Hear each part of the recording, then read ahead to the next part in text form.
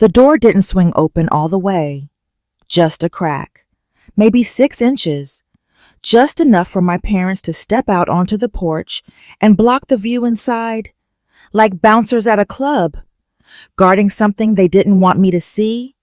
Cold November air hit my face, cut right through my jacket. Minnesota cold, the kind that bites. My father wouldn't meet my eyes. He stared at a spot somewhere over my left shoulder, hands shoved deep in his pockets. My mother did look at me, but only long enough to deliver 5 words that changed everything. "You're not invited. Go home?" For a second, I thought she was joking, some kind of weird Thanksgiving prank I didn't understand. Then I heard it.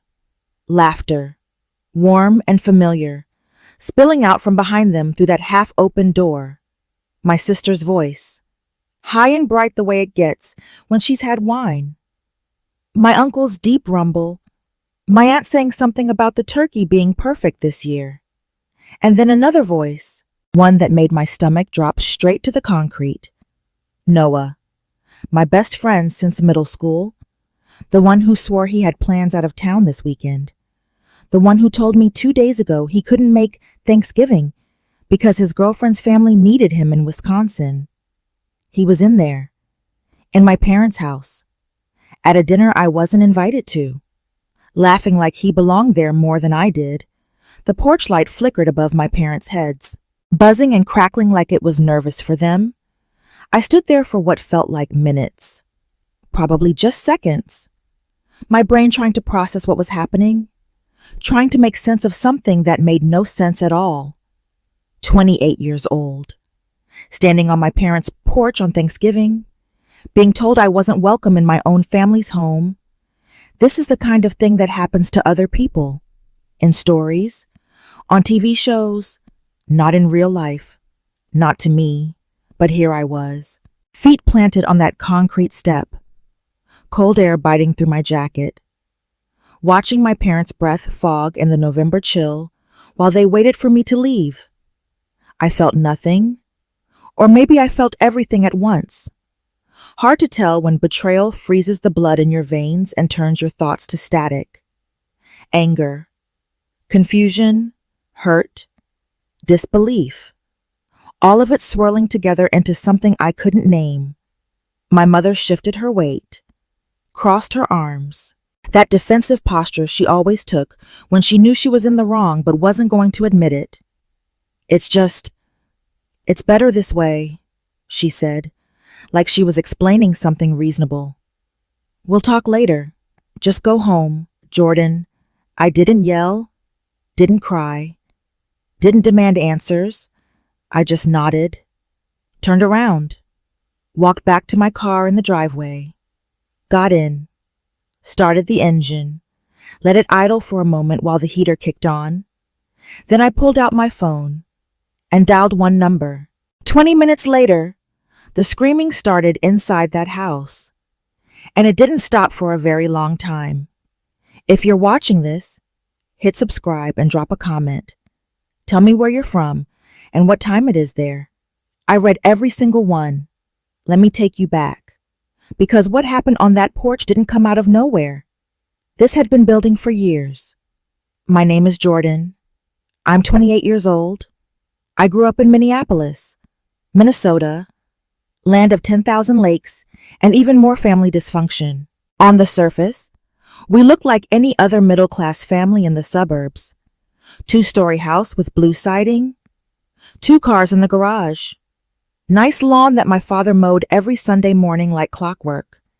We had Christmas decorations in December, Easter brunch in spring, 4th of July barbecues with the neighbors. Picture perfect, postcard ready, but underneath that surface, things had always been complicated.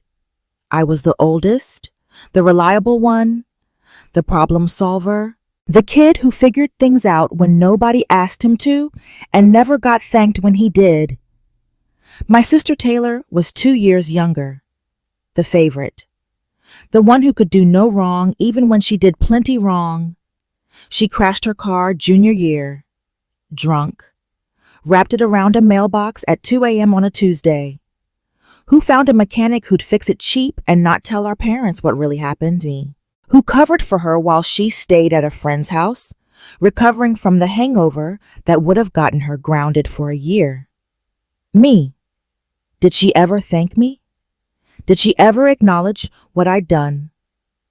3 days later, she was already complaining that I didn't let her borrow my laptop when she wanted it. That's how it always was with Taylor. Take, take, take. Expect, expect, expect. And my parents enabled every bit of it. When my father's business partner tried to screw him out of a contract 5 years ago, I was the one who spent 3 weekends digging through paperwork to find the legal loophole that saved his company. $40,000 he would have lost. $40,000 I saved him. His thank you, a pat on the back and a "that's my boy" at dinner that night. Then he forgot about it completely. A month later, Taylor asked him for money to go to Cabo for spring break with her friends. He wrote her a check for $2,000 without blinking. I asked him to help me with the deposit on my first apartment. He told me I needed to learn financial responsibility. When my mother lost her wedding ring in the backyard garden 2 summers ago, I was the one who spent 6 hours with the metal detector until I found it buried 3 inches deep near the tomato plants. 6 hours. In 90-degree heat, getting sunburned while everyone else was inside with the air conditioning. I found it, cleaned it up, gave it back to her. She cried, hugged me, told me I was the best son a mother could ask for. Then the next week she forgot my birthday. Not completely forgot. She remembered 3 days late, sent me a text that said, "Happy belated birthday, sweetie. Things have been so crazy here." Things had been so crazy. Taylor got a surprise party for her birthday that same year. 30 guests, catered food, a DJ. That's the pattern I grew up with. They praised me in public when it made them look good. Jordan's so dependable. Jordan always comes through. What would we do without Jordan? Then they forgot I existed in private. Family dinners where everyone talked over me or right through me. Vacation plans made without checking if I could take the time off work. Group texts that I somehow never got added to. I was useful, but I wasn't wanted. There's a difference between those two things. Took me almost 30 years to understand it, but I finally did. And then there was Noah. We'd been inseparable since 7th grade. Met in detention of all places. Both of us got caught skipping gym class the same day. Him because he hated running. Me because I had a headache and didn't want to deal with it. Mrs. Patterson stuck us in the same room for 3 hours with nothing to do but stare at the walls. So we talked instead. Video games. Music. The girl in our English class who was way out of both our leagues. Stupid stuff. The kind of conversation that feels important when you're 13. By the time detention ended, something had clicked. From that day on, we were brothers, not by blood, by choice, which I always thought meant more. He was there for every graduation, every bad breakup, every 2 a.m. phone call when I needed someone to talk me through whatever crisis was happening, and I was there for him the same way. When his dad walked out sophomore year, I was the one who sat with him in his basement for a whole weekend while he processed it. Didn't try to fix it. Just sat there. Let him talk when he needed to talk. Let him be quiet when he needed to be quiet. When his first business failed at 22, I was the one who helped him pick up the pieces. Found him a job at my company to tide him over. Lent him $3,000 to cover his rent until he got back on his feet. He paid me back eventually. Took 2 years. But he did. And I never held it over him. Never mentioned it again after he handed me the last payment. That's what friends do. He once told me something I'll never forget. We were sitting on his apartment balcony, probably 25 years old at that point, drinking beers, watching the sun go down over the city skyline. It was one of those perfect summer evenings, not too hot, Light breeze, the kind of night that makes you feel like everything might actually work out okay. You know what I think sometimes, he said. What if everyone else in my life disappeared tomorrow? Like, just vanished? You're the one I'd want to keep around. You're the only person who actually gives a damn about me. Not what I can do for them. Just me. I didn't know what to say to that. It felt too big for words. So I just clinked my bottle against his, and we sat there in comfortable silence for a long time. I believed him completely. Why wouldn't I? 15 years of friendship, through breakups and job losses and family drama and everything else life throws at you. He'd been there. I'd been there. That's what real friendship looks like. Or so I thought. Turns out he meant that statement literally, just not the way I interpreted it. Everyone else would stay in his life. I'd be the one who vanished. But I didn't know that yet. Not until the signs started appearing about 6 weeks before Thanksgiving. Little things at first. Easy to explain away. Conversations that shifted when I walked into a room. Not stopped completely. Just shifted. Like someone changed the channel right before I could see what was on. Smiles that tightened just slightly around the edges. The polite kind. Not the real kind. Phones that got flipped face down a little too quickly when I walked by. My mother's eyes started lingering on me differently. Too long. Too watchful. Like she was waiting for me to confess something I hadn't done. My sister stopped laughing at my jokes. She used to think I was funny. Or at least she pretended to. Now I got polite smiles and quick subject changes. My father kept checking his watch during our conversations, not glancing at it subtly. Obvious looks, like he was counting down the seconds until he could leave. And Noah.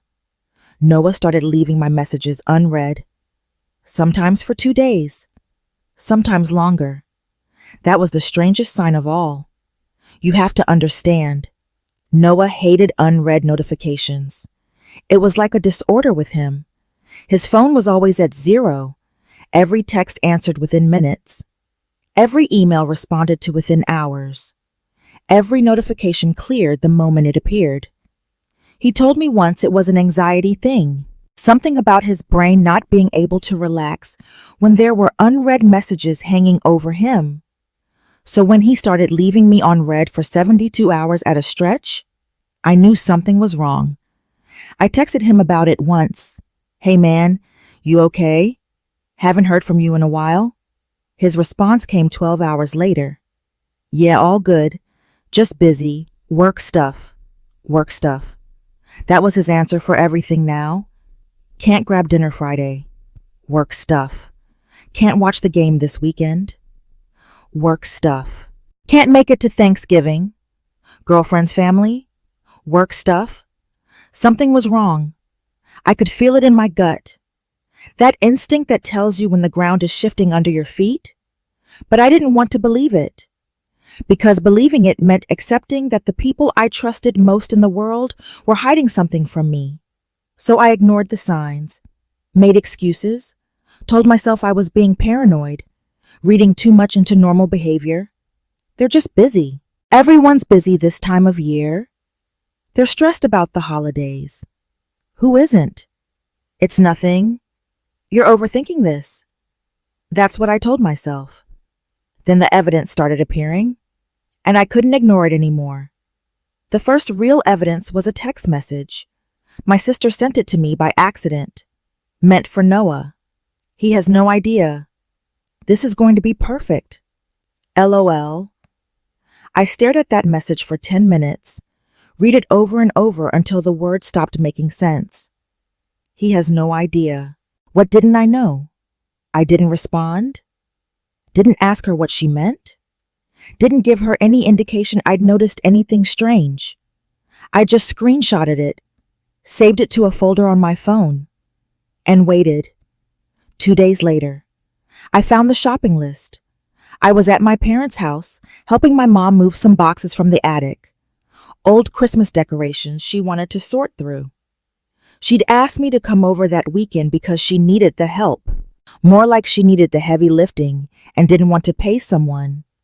While she was downstairs making sandwiches for lunch, I spotted a notebook on the kitchen counter. Green cover, her handwriting on the outside, holiday planning stuff.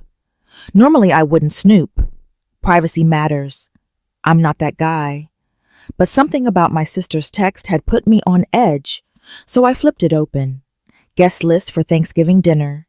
Names organized by family groups. Phone numbers next to some of them.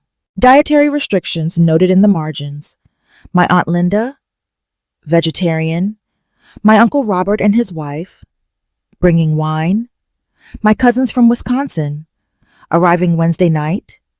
Family friends from church. The Hendersons. The Parkers. Noah. +1. His girlfriend Michelle. I counted the names. Twice. Then a third time just to be sure. 25 people. 25 guests for Thanksgiving dinner at my parents' house. My name wasn't on the list. I checked again. Maybe I missed it. Maybe it was on another page. Maybe there was an obvious explanation. There wasn't. My mother had written out a detailed guest list for her own Thanksgiving dinner and left her son off of it.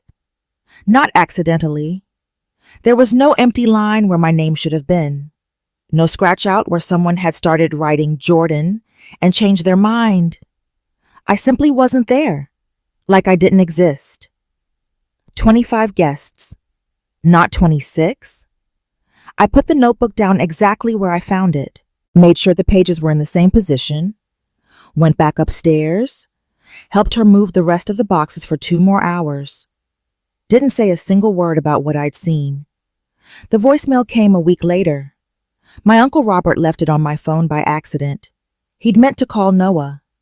Our names are apparently similar in his contacts. Both start with J. Easy mistake. Except it wasn't easy for me. Hey Noah, it's Robert. Quick question. Did you talk to Jordan yet about the plan? Linda's getting nervous someone's gonna slip up and mention it to him. We need to make sure he doesn't just show up. You know how he is. Always assuming he's invited to everything. Call me back when you get a chance. Always assuming he's invited to everything. My own uncle?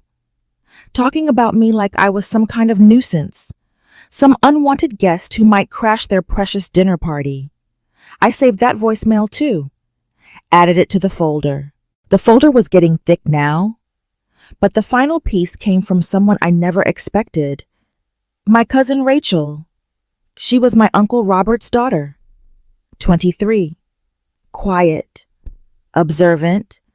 The kind of person who sits in the corner at family gatherings and watches everything, but says almost nothing. We weren't close. Maybe had 3 real conversations in our entire lives. But apparently, she'd been watching, and she didn't like what she saw. She sent me an email late one night. Subject line was just, "I'm sorry." Inside was a screenshot. The family group chat. A new one. One I'd never been added to. Someone had named it Thanksgiving Planning 2024. My mother's message was at the top. He's been too much lately. I don't want the drama. Let's just have peace for once. Below that, my sister Taylor. Don't tell him, Pipinch. He'll make it awkward. He always makes things awkward. My Uncle Robert. Let's enjoy one holiday without walking on eggshells around him. My father. Even my father. Agreed. We'll deal with it after. Just don't mention it where he can hear. And then Noah. My best friend. The brother I chose. The one who said I was the person he'd keep if everyone else disappeared. I'll tell him I'm going to Michelle's family. He won't suspect anything. I sat with that screenshot for a long time. Too much lately. Make it awkward. Walking on eggshells. He won't suspect anything. 28 years. 28 years of being the reliable one. The fixer. The one they called when something broke. The one who showed up every time they needed help without ever being asked twice. And this is what I was worth to them. an inconvenience to be managed, a problem to be excluded, someone who made things awkward and ruined the peace. I thought about all the times I dropped everything to help these people, the weekends I gave up, the money I lent, the problems I solved, the emotional labor I put in year after year after year. And they were planning a secret Thanksgiving without me, comparing notes on how to keep me in the dark, laughing about it probably. I didn't cry. That would have required something left to break. I didn't scream. What was the point? Something colder happened instead. Something that had been building for years finally crystallized. My heart hardened. The hurt turned into armor. The disbelief turned into clarity. I stopped expecting anything from people who never intended to give, and I started planning. Here's the thing they didn't know. I discovered something else a few months earlier, something I'd been sitting on, waiting for the right moment. It started with a routine credit check. I check my credit report every few months. Just good practice. Make sure nothing weird is going on. Identity theft is more common than people think. So there I am, scrolling through my report, and something catches my eye. A credit line I never opened. Visa card. $12,000 limit. That's strange. I thought, probably a mistake. Then I saw another one. Another card I didn't recognize. $8,000 limit. And another, a store credit card. $5,000. 3 accounts I never opened, all maxed out or close to it. My first thought was random fraud. Some stranger had stolen my identity. It happens. But then I looked closer at the addresses associated with the accounts. My parents' house? The statements were being sent to their address. Had been for months. I dug deeper, called the credit card companies, asked questions. The applications had been submitted with my social security number, my date of birth, but my parents' address, my mother's email address listed as the backup contact, my father's phone number for verification calls. They'd opened credit cards under my name, their own son, used my identity to run up nearly $40,000 in debt, and they'd been making minimum payments for months, just enough to keep the accounts active, just enough to avoid triggering any automatic alerts, using me as their personal piggy bank. Assuming I'd never check, I sat with that information for weeks, didn't confront them, didn't let on that I knew. Instead, I started gathering everything, screenshots of the fraudulent accounts, copies of the applications showing their information, records of the payments coming from their bank account. I sent copies to a lawyer friend, to a fraud investigator at the bank, started building a file thick enough to bury them if I ever needed to use it. And then I discovered something about Noah. My best friend had a side business, something he called consulting. He'd mentioned it a few times over the years. Freelance work, helping small businesses with their finances, getting paid in cash, keeping it off the books. I never thought much about it. Figured it was just some extra income on the side. Lots of people do that. But I work in finance. Have for 6 years now. And I know what off the books usually means. Tax evasion, unreported income, the kind of stuff that gets you audited if anyone ever looks too closely. So I did some digging. Quietly. Just curious. Turns out Noah's consulting was bigger than I thought. A lot bigger. Tens of thousands of dollars flowing through shell accounts. Business partners I'd never heard of. And one name that jumped out at me, Marcus Webb. Marcus was someone I knew from a few years back. We'd worked together on a project when I was just starting out. He'd done me a solid once. Introduced me to someone who helped my career. I'd done him a solid too. Helped him out of a jam with some paperwork that could have gone badly. We weren't friends exactly, but we had history. The kind of history where you can call in a favor if you need to. Noah didn't know I knew Marcus. Never came up.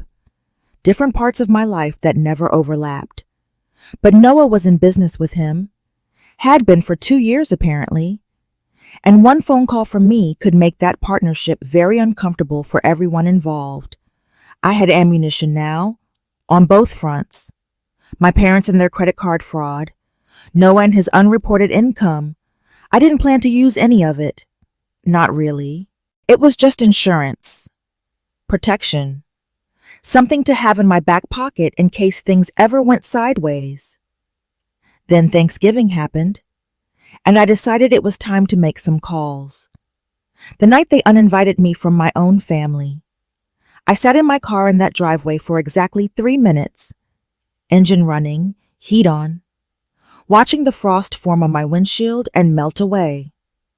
Through the front window, I could see shadows moving inside, people walking back and forth, the warm glow of a dinner party in full swing. I could hear muffled laughter through the glass, voices raised in celebration, the clink of glasses, 25 people, my entire family, my best friend, all gathered together in my parents' house, and me out here in the cold, uninvited, unwanted, told to go home like some stranger who'd wandered onto the wrong porch. I thought about all the years I'd given them, the problems I'd solved, the money I'd saved them, the hours of my life I'd spent making their lives easier, the time I talked my sister through her divorce at 3 a.m., the time I drove 4 hours to pick up my uncle from the airport because nobody else could be bothered, the time I spent my entire Christmas bonus on a surprise party for my mother's 60th birthday. And this is what I got in return. A door that didn't open all the way, a porch light buzzing overhead, and 5 words from my own mother. You're not invited. Go home. I made 3 phone calls. First one went to the bank, the fraud department. I'd like to report identity theft. Someone has opened credit accounts in my name without my authorization. I have documentation of the fraudulent applications. The woman on the phone was professional, sympathetic, said they'd freeze the accounts immediately pending investigation, asked if I knew who might have done this. I have my suspicions, I said, but I'll let your investigators figure that out. Second call went to Marcus Webb. Brief conversation, very professional. Hey Marcus, it's Jordan, long time. Listen, I need to talk to you about a mutual acquaintance. Someone you're in business with. Silence on his end. Noah Parker, I continued. I think there are some things about his operation you might want to know. Things that could become problematic for anyone associated with him. More silence. What kind of thing? Marcus finally asked. The kind that get noticed by people who audit financial records. I just thought you'd want to know. Professional courtesy. I didn't threaten. Didn't demand anything. Just planted a seed and let it grow. Third call went to an accountant I knew. Someone who worked with the IRS on occasion. Hypothetically speaking, if someone had unreported income going back several years, substantial amounts, and that information happened to reach the right people, how quickly would things move? Depends on the amounts, but substantial. He laughed. They'd be getting a letter within 60 days. Audit would follow pretty quick after that. Good to know, hypothetically. I hung up, put my phone in my pocket, sat there for another minute, watching the house. Then I put the car in reverse, pulled out of the driveway, drove home, made myself a small dinner, turkey sandwich, some stuffing I'd prepped earlier in the week, a slice of pumpkin pie I'd bought from the store, put on a movie, something light and stupid, a comedy I'd seen before, and waited. My phone buzzed exactly 22 minutes later. My mother's name on the screen. I let it ring 3 times. 4. Let her wonder if I'd answer. Then I picked up. Her voice was cracking, barely holding together. What did you do? I could hear chaos in the background. Chairs scraping, voices raised. My father shouting something I couldn't make out. What did you do? Jordan? They froze our accounts. Everything. We can't access anything. The bank is talking about fraud charges. What did you do? I kept my voice calm, measured, the same tone I'd use in a business meeting discussing quarterly projections. I reported the credit cards you opened in my name, all 3 of them. The bank was very interested to learn how $40,000 in debt ended up on my credit report. Silence. Jordan, we can explain. You can explain to the fraud investigator. I gave them everything they need. Applications, statements, payment records from your bank account. We were going to pay it back. You needed $40,000. So you stole it from your own son. And then you decided I wasn't worth inviting to Thanksgiving. More silence. I'm sure the investigator will take all that into consideration, I said. Enjoy your holiday. I hung up. The phone buzzed again almost immediately. Noah's name this time. I answered just to hear what he'd say. His voice was shaking, actually trembling. You destroyed me. Did I? Marcus pulled out. He's not returning my calls. And I just got an email from some accountant asking about my business records. What did you do? I had a conversation with Marcus. Shared some concerns about your business practices. He seemed very interested. What concerns? What are you talking about? Off the books? Noah, you said it yourself. Multiple times. I just wondered if someone should look into what that actually means. You wouldn't? I already did. And if I were you, I'd start getting my records in order. I hear the IRS has questions. Long silence. I could hear him breathing on the other end. Heavy, panicked. We've been friends for 15 years, he finally said, voice small now, almost pleading. Were we because friends don't plot behind each other's backs? Friends don't lie about having plans out of town while they're laughing at dinner parties? Friends don't compare notes on how to exclude someone they claim to care about. It wasn't, I saw the messages. Noah, he won't suspect anything. Your exact words, in a group chat you never told me about. Planning a holiday specifically designed to exclude me. You planned this. His voice was barely a whisper. You planned all of this. No, I said calmly. You planned it. The exclusion, the lies, the secret group chat. I just paid attention. And when you showed me who you really are, I believed you. I hung up before he could respond. Turned off my phone, finished my movie, slept better that night than I had in months. The aftermath took months to fully unfold. And honestly, it was worse for them than I ever expected. My parents faced a fraud investigation that dragged on for most of the following year. The bank pressed charges immediately once they reviewed my documentation. My lawyer friend had helped me put together a solid case. Timestamps on the applications. Records showing the payments came from their bank account. Email confirmations sent to my mother's address. Open and shut. That's what the investigator told me. They tried to claim it was a misunderstanding at first. That they'd planned to pay it off before I ever found out. That they were going to tell me eventually. The judge didn't buy it. Neither did I. They had to sell the house to cover legal fees and restitution. The house I grew up in. The blue one with the nice lawn my father mowed every Sunday. Gone. My mother called me crying the day they signed the papers. Begged me to forgive them. Said they'd made a terrible mistake, and they were so sorry. I didn't respond. What was there to say some mistakes can't be apologized away? Some betrayals cut too deep for sorry to reach. Last I heard, they're renting a 2-bedroom apartment on the other side of town. My father's business dried up completely. Hard to get clients when everyone in the community knows you committed fraud against your own child. My sister lost her job, too. Turns out her company didn't appreciate the publicity when the local news picked up the story.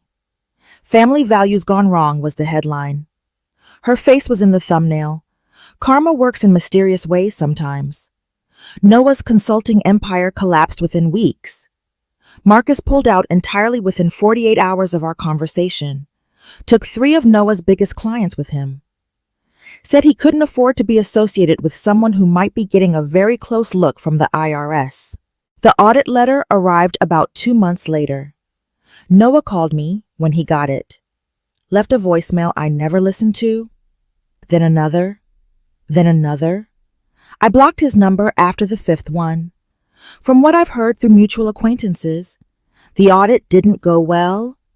Unreported income, questionable deductions, business expenses that couldn't be documented. He owed something like $80,000 in back taxes and penalties by the time they were done with him. He's working at a car dealership now. Entry-level sales, commission only, a far cry from the entrepreneur lifestyle he used to brag about at parties. The guy who said he'd keep me if everyone else disappeared is now trying to sell Hondas to strangers just to make rent. Funny how things work out. My sister tried to reach out once, about 3 months after everything happened.